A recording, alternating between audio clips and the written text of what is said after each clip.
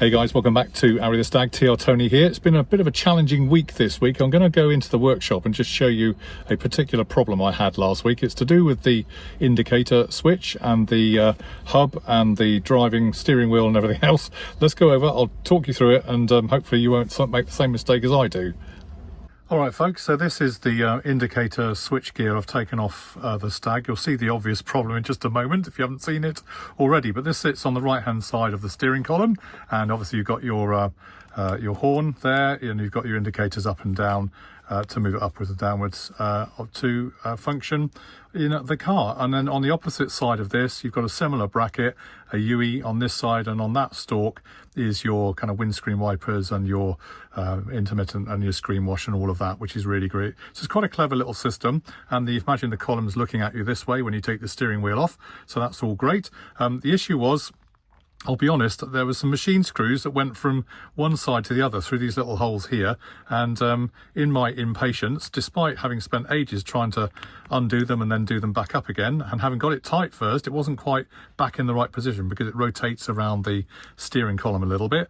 The machine screws were so long, I decided to get my Milwaukee power drill out and zip it up from this side, and as you can see there's some nice little holes there into which you put your machine screw. Unfortunately, I tightened it up so much that the plastic mounting broke off, so that wasn't really a good career move, and I cursed myself because it was then £100 plus VAT, sir, to get a replacement switch from a well-known supplier. So that was really good, and I've done that. I got another one and I fitted it in this last weekend, which is good. But I just thought I'd talk you through this switch gear because it is interesting on how it actually works.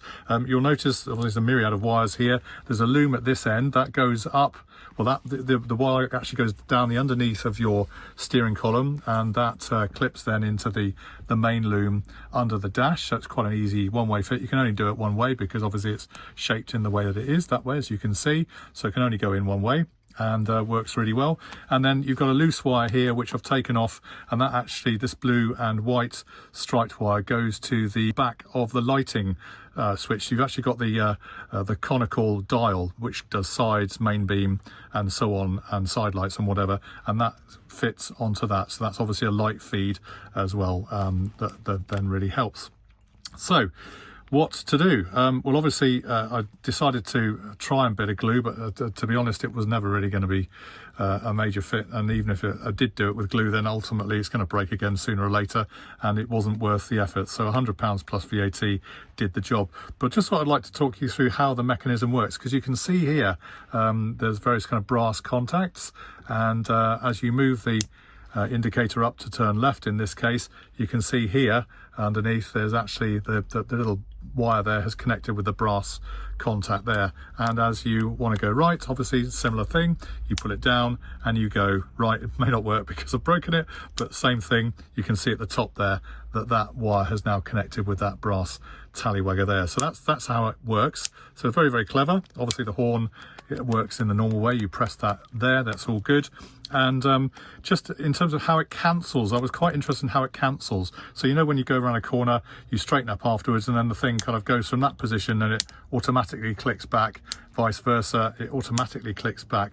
That function comes from these two little tangs here. So I don't know if you can see those on the outside, they don't appear to be doing anything currently, but on the steering column itself, you've got a little metal loop that sticks out. It's like a cam, and that actually goes up and back as you turn the steering column backwards and forwards. So once you're actually up, the tang on the column comes up accordingly and then turns it back down to this place. Obviously it's broken, so my apologies, but that's a very clever little way of doing it. I can't do it by hand because it's not working, but that's how it works. In situ it's obviously a lot stronger, and I thought that's a very clever little design.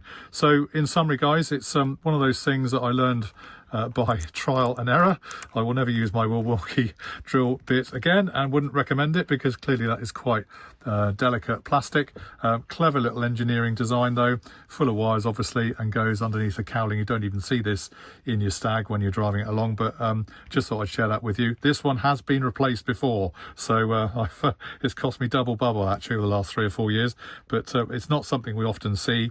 and to look into the detail of it, I think is actually very useful, and hopefully that will help you out there in the real big world. One big final top tip, guys, which I will remember to tell you, it's not on this, it is actually on the steering column itself. You've got a bracket underneath that you adjust, or actually you take the pin out to drop the steering column. Big point, guys. If you haven't done that before, when you're apparently just trying to undo the left hand side to take the slider out, so to allow the column to drop, there is a little roll pin, tiny little roll pin that holds your bolt or your bracket from coming out. So for goodness sake, if you try and drop your column and you can't work out why this nut has come off and this thing won't slide out that's holding the column, it's because the roll pin is in there. You've got to tap that out, take it out, and then the thing will pull apart, and then you can drop your steering column. Just a top tip from TR Tony, which cost me about 4 hours a few months ago to try and discover. So it's something I can share with you if ever you do this job.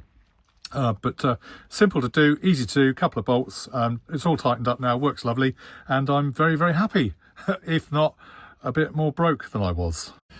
Okay, well, I hope you found that useful. Literally, it's so easy to do, and I will never pick up a power drill ever again in that situation. We listen and we learn, don't we? But there we are. So if it's a help to anybody else out there not to use a power drill on that particular plastic indicator switch, then so be it. But there you go, that's it. Okay, guys, hope you enjoyed that. Feel free to get in touch, like, share and subscribe, and we'll see you online on Arry the Stag very soon. Cheers for now. Bye.